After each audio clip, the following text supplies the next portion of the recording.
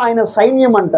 ఆనాడు దేవుని యొక్క మాటలు విననటువంటి వాళ్ళ పొలాలను మిడతలు నాకేసినట్లుగా, దేవునికి అవిధేయత చూపించినటువంటి వాళ్ళ జీవితాలను నష్టపరిచినట్లుగా మిడతలంట ఒక రోజుకి 35,000 మంది తినే ఆహారం తింటాయి అంట మిడతలు.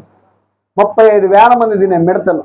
ఆ మిడతలకి చూడండి, దేవుడంట రేపు శక్తిని ఇస్తాడంట. అవి కుడితే 5 మాసాలంట ఏం చేస్తుంది అంటే తేలు కుట్టినట్టు తీపి వస్తుందంట. మిడతలు కుడితేనంట, ఇప్పుడున్న మిడతలు కుట్టు బయలుదేరింది సైన్యం.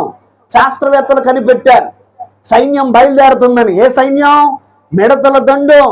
ఆ మిడతల దండు వచ్చి కుట్టితేనంట మనుషుల్ని 5 మాసాలు. తేలు కుడితే ఎంత బాధ ఉంటుంది! 5 మాసాలే. 5 మాసాలు బాధపడాల్సిందే.